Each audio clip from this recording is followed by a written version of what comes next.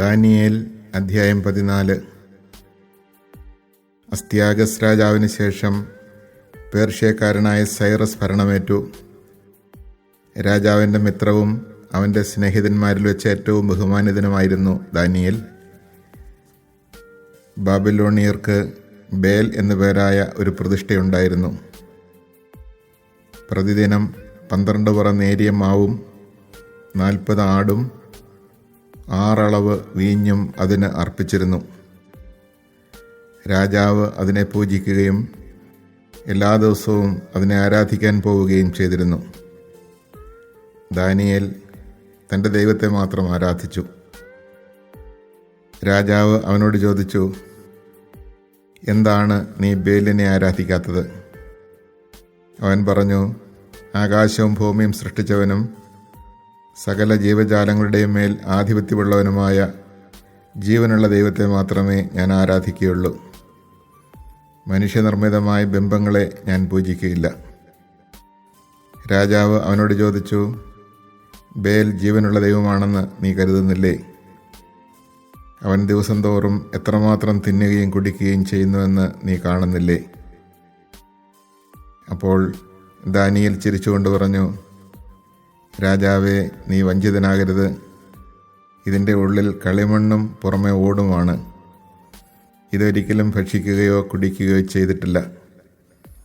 അപ്പോൾ രാജാവ് കോപിച്ച് തൻ്റെ പുരോഹിതന്മാരെ വിളിച്ചു പറഞ്ഞു, ഈ ആഹാരമെല്ലാം ആരാണ് ഭക്ഷിക്കുന്നതെന്ന് പറഞ്ഞില്ലെങ്കിൽ നിങ്ങൾ വധിക്കപ്പെടും. എന്നാൽ ബേലാണ് അവ ഭക്ഷിക്കുന്നതെന്ന് നിങ്ങൾ തെളിയിച്ചാൽ ദാനിയേൽ വധിക്കപ്പെടും. കാരണം അവൻ ബേലിനെതിരെ ദൂഷണം പറഞ്ഞിരിക്കുന്നു. ദാനിയേൽ രാജാവിനോട് പറഞ്ഞു, നീ പറഞ്ഞതുപോലെ സംഭവിക്കട്ടെ. ബേലിൻ്റെ പുരോഹിതന്മാരായി 70 പേരുണ്ടായിരുന്നു, കൂടാതെ അവരുടെ ഭാര്യമാരും കുട്ടികളും. രാജാവ് ദാനിയേലിനെയും കൂട്ടി ബേലിൻ്റെ ആലയത്തിലെത്തി.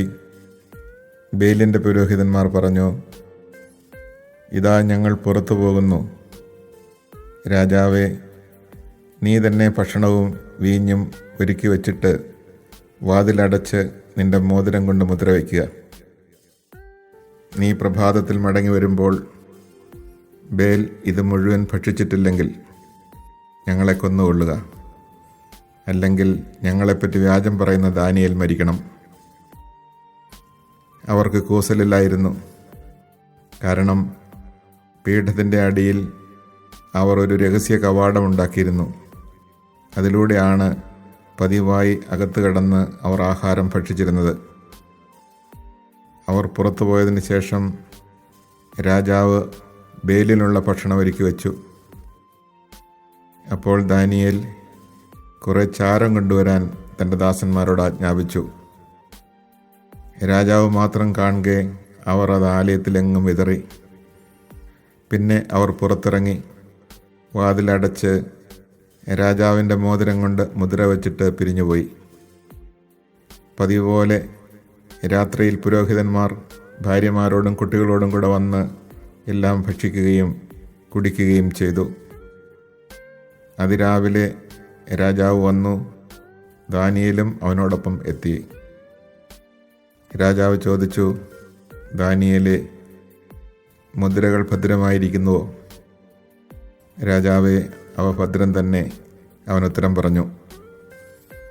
വാതിൽ തുറന്നയുടനെ രാജാവ് പീഠത്തിൽ നോക്കി അത്യുച്ചത്തിൽ അട്ടഹസിച്ചു, ബേൽ, നീ വലിയവൻ തന്നെ, നിന്നിൽ വഞ്ചനാശേഷവുമില്ല. അപ്പോൾ ദാനിയേൽ ചിരിച്ചുകൊണ്ട് രാജാവിനെ അകത്ത് കടക്കുന്നതിൽ നിന്ന് തടഞ്ഞു. അവൻ പറഞ്ഞു, തറയിലേക്ക് നോക്കൂ, ആരുടേതാണ് ഈ കാൽപ്പാടുകളെന്ന് ശ്രദ്ധിക്കൂ. രാജാവ് പറഞ്ഞു, പുരുഷന്മാരുടെയും സ്ത്രീകളുടെയും കുട്ടികളുടെയും കാൽപ്പാടുകൾ ഞാൻ കാണുന്നു. രാജാവ് കോപം കൊണ്ട് ജ്വലിച്ചു. അവൻ പുരോഹിതന്മാരെയും ഭാര്യമാരെയും കുട്ടികളെയും പിടിച്ചുകൊണ്ടുവന്നു. പീഠത്തിലുള്ളതെല്ലാം ഭക്ഷിക്കുന്നതിന് വേണ്ടി പതിവായി തങ്ങൾ പ്രവേശിച്ചിരുന്ന രഹസ്യ കവാടം അവർ രാജാവിന് കാണിച്ചു കൊടുത്തു. രാജാവ് അവരെ വധിക്കുകയും ബേലിനെ ദാനിയേലിന് വിട്ടുകൊടുക്കുകയും ചെയ്തു. ദാനിയേൽ ബേലിനെ അതിൻ്റെ ആലയത്തോടൊപ്പം നശിപ്പിച്ചു. ബാബിലോണിയർ ആദരിച്ചു പോന്ന ഒരു വ്യാളം ഉണ്ടായിരുന്നു. രാജാവ് ദാനിയേലിനോട് പറഞ്ഞു, ഇത് ജീവനുള്ള ദേവനാണ് എന്നത് നിനക്ക് നിഷേധിക്കാനാവില്ല. അതിനാൽ അതിനെ ആരാധിക്കണം. ദാനിയേൽ പറഞ്ഞു, ഞാൻ എൻ്റെ ദൈവമായ കർത്താവിനെ ആരാധിക്കും, കാരണം അവിടുന്നാണ് ജീവിക്കുന്ന ദൈവം. രാജാവേ, നീ അനുവദിച്ചാൽ വാളോ വടിയോ കൂടാതെ ഞാൻ അതിനെ കൊല്ലാം. രാജാവ് പറഞ്ഞു, ഞാൻ അനുവദിച്ചിരിക്കുന്നു. അപ്പോൾ ദാനിയേൽ കീലും കൊഴുപ്പും രോമവും തിളപ്പിച്ച് ഉരുളയാക്കി വ്യാളത്തിന് തിന്നാൻ കൊടുത്തു. ആ ജീവി അത് തിന്നു, അതിൻ്റെ വയറ് പൊട്ടി. ദാനിയേൽ പറഞ്ഞു, നീ എന്തിനെയാണ് ആരാധിച്ചുകൊണ്ടിരുന്നത് എന്ന് കണ്ടാലും. ബാബിലോണിയർ ഇത് കേട്ടപ്പോൾ അത്യധികം കുപിതരായി രാജാവിനെതിരെ ഗൂഢാലോചന നടത്തി.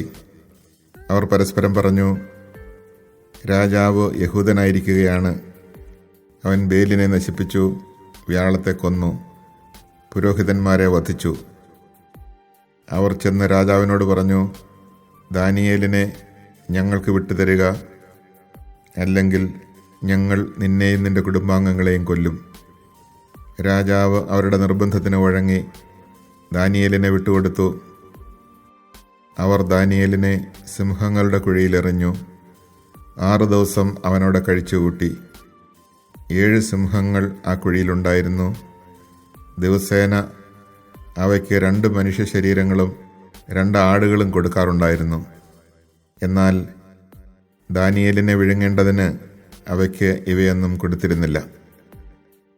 അക്കാലത്ത് ഹബക്കൂക്ക് പ്രവാചകൻ യൂദായിലുണ്ടായിരുന്നു. അവൻ കറിയും പൊടിച്ച അപ്പവും ഒരു പാത്രത്തിലാക്കി കൊയ്ത്തുകാർക്ക് കൊടുക്കാൻ വേണ്ടി വയലിലേക്ക് പോവുകയായിരുന്നു. കർത്താവിൻ്റെ ദൂതൻ ഹബക്കൂക്കിനോട് പറഞ്ഞു, നിന്റെ കയ്യിലുള്ള ഭക്ഷണം ബാബിലോണിലെ സിംഹക്കുഴിയിൽ കിടക്കുന്ന ദാനിയേലിന് കൊണ്ടുപോയി കൊടുക്കുക. ഹബക്കൂക്ക് പറഞ്ഞു, പ്രഭോ, ഞാൻ ഒരിക്കലും ബാബിലോൺ കണ്ടിട്ടില്ല. സിംഹക്കുഴിയെപ്പറ്റി എനിക്കൊന്നും അറിഞ്ഞുകൂടാ. അപ്പോൾ കർത്താവിൻ്റെ ദൂതൻ അവനെ മുടിയിൽ പിടിച്ച് തൂക്കിയെടുത്ത് ബാബിലോണിൽ സിംഹക്കുഴിയുടെ നേരെ മുകളിൽ വായുവേഗത്തിൽ എത്തിച്ചു. ഹബക്കൂക്ക് വിളിച്ചു പറഞ്ഞു, ദാനിയേൽ, ദാനിയേൽ, ദൈവം നിനക്ക് എത്തിച്ചു തന്നിരിക്കുന്ന ഭക്ഷണം കഴിച്ചാലും. ദാനിയേൽ പറഞ്ഞു, ദൈവമേ, അങ്ങെന്നെ ഓർമ്മിച്ചിരിക്കുന്നു. അങ്ങയെ സ്നേഹിക്കുന്നവരെ അങ്ങ് ഉപേക്ഷിച്ചിട്ടില്ല. ദാനിയേൽ എഴുന്നേറ്റ് ഭക്ഷണം കഴിച്ചു. കർത്താവിൻ്റെ ദൂതൻ ഉടൻ തന്നെ ഹബക്കൂക്കിനെ അവൻ്റെ സ്ഥലത്തേക്ക് മടക്കിക്കൊണ്ടുവന്നു. 7-ാം ദിവസം രാജാവ് ദാനിയേലിനെ പ്രതി വിലപിക്കാനെത്തി. അവൻ വന്ന് സിംഹക്കുഴിയിൽ നോക്കിയപ്പോൾ ദാനിയേൽ അവിടെ ഇരിക്കുന്നത് കണ്ടു.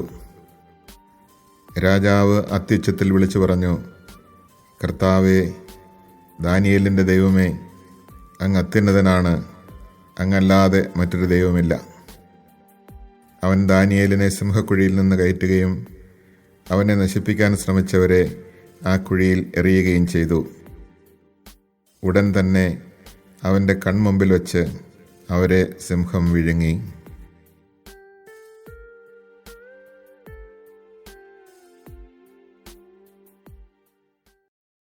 Chapter 14.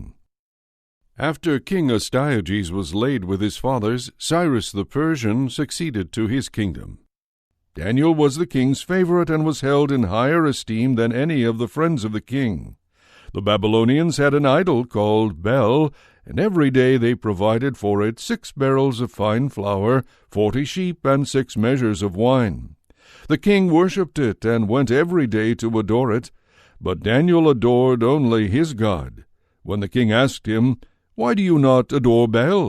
Daniel replied, "Because I worship not idols made with hands, but only the living God, who made heaven and earth, and has dominion over all mankind." Then the king continued, "You do not think Baal is a living God? Do you not see how much he eats and drinks every day?" Daniel began to laugh. "Do not be deceived, O king," he said. "It is only clay inside and bronze outside. It has never taken any food or drink." Enraged, the king called his priests and said to them, Unless you tell me who it is that consumes these provisions, you shall die. But if you can show that Bel consumes them, Daniel shall die for blaspheming Bel." Daniel said to the king, "Let it be as you say." There were 70 priests of Bel, besides their wives and children. When the king went with Daniel into the temple of Bel, the priests of Bel said, "See, we are going to leave. Do you, O king, set out the food and prepare the wine, then shut the door and seal it with your ring. If you do not find that Bel has eaten it all when you return in the morning, we are to die. Otherwise Daniel shall die for his lies against us." They were not perturbed, because under the table they had made a secret entrance, through which they always came in to consume the food. After they departed, the king set the food before Bel, while Daniel ordered his servants to bring some ashes, which they scattered through the whole temple. The king alone was present. Then they went outside, sealed the closed door with the king's ring, and departed. The priests entered that night as usual, with their wives and children, and they ate and drank everything. Early the next morning the king came with Daniel. "Are the seals unbroken, Daniel?" he asked. And Daniel answered, "They are unbroken, O king." As soon as he had opened the door, the king looked at the table and cried aloud, "Great you are, O Bel! There is no trickery in you." But Daniel laughed and kept the king from entering. "Look at the floor," he said. "Whose footprints are these?" "I see the footprints of men, women, and children," said the king. The angry king arrested the priests, their wives, and their children. They showed him the secret door by which they used to enter to consume what was on the table. He put them to death and handed Bel over to Daniel, who destroyed it and its temple. There was a great dragon which the Babylonians worshipped. "Look," said the king to Daniel, "you cannot deny that this is a living God, so adore it." But Daniel answered, "I adore the Lord my God, for he is the living God. Give me permission, O king, and I will kill this dragon without sword or club." "I give you permission," the king said. Then Daniel took some pitch, fat, and hair. These he boiled together and made into cakes. He put them into the mouth of the dragon, and when the dragon ate them, he burst asunder. "This," he said, "is what you worshipped." When the Babylonians heard this, they were angry and turned against the king. "The king has become a Jew," they said. "He has destroyed Bel, killed the dragon, and put the priests to death." They went to the king and demanded, "Hand Daniel over to us, or we will kill you and your family." When he saw himself threatened with violence, the king was forced to hand Daniel over to them. They threw Daniel into a lion's den, where he remained 6 days. In the den were 7 lions and 2 carcasses, and 2 sheep had been given to them daily. But now they were given nothing, so that they would devour Daniel. In Judea there was a prophet, Habakkuk. He mixed some bread in a bowl with a stew he had boiled, and was going to bring it to the reapers in the field, when an angel of the Lord told him, "Take the lunch you have to Daniel in the lion's den at Babylon." But Habakkuk answered, "Babylon, sir, I have never seen, and I do not know the den."